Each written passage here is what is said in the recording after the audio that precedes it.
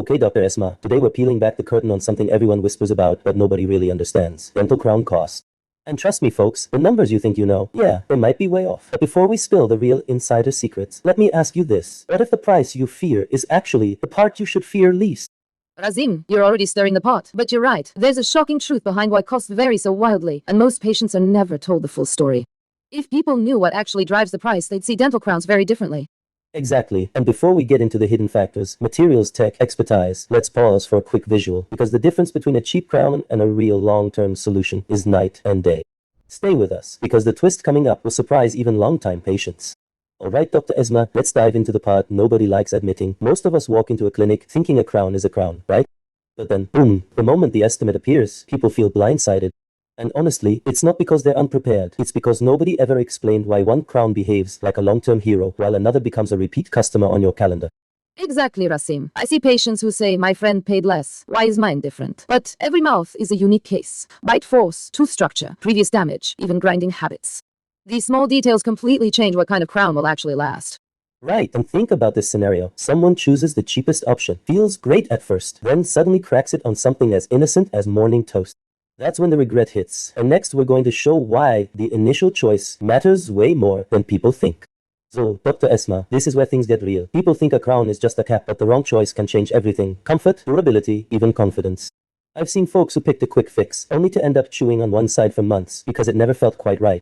Absolutely, Rasim. Let me give an example. If someone grinds their teeth at night, a weaker material won't survive long. But a stronger, properly fitted crown, that can handle daily stress for years. The difference is not subtle. And here's another. Imagine someone with a deep crack under the surface. A cheap crown covers the top, sure, but underneath, the damage keeps spreading. That's when surprises happen. And up next, we'll reveal how to choose the right crown without second-guessing yourself. Dr. Esma, before we go deeper, let's give people a little background. Most viewers don't know that crowns are one of the most common restorative treatments worldwide, millions done every year. But here's the twist. Not all those crowns age the same, and the reason can be as small as a single overlooked detail. So true, Rasim. Let me share a quick mini case. A patient came in with a crown that had failed in under a year. Turns out the original prep didn't fully support the material they chose. Once we rebuilt the structure and selected the proper material, the outcome changed instantly. That's the kind of detail people never hear about, and it's why even a tiny mismatch can lead to a massive headache later. Coming up, we'll break down the biggest behind-the-scenes factor that drives the final decision. Dr. Esma, let's shift gears into the science, because people don't realize how much engineering goes into a dental crown. You're talking about materials that mimic natural enamel, distribute bite force, and survive thousands of microfractures every day. That's not just dentistry, that's physics in your mouth. Exactly, Rasim. For example, zirconia crowns handle stress incredibly well because their crystal structure resists crack propagation. Porcelain, on the other hand, gives a beautiful enamel-like look, but needs precise support underneath. One wrong angle, and the forces shift in ways the patient never notices until it fails. So it's like building a tiny engineered helmet for your tooth, right? And if the design is off by even a fraction, your bite sends shockwaves through the wrong spots.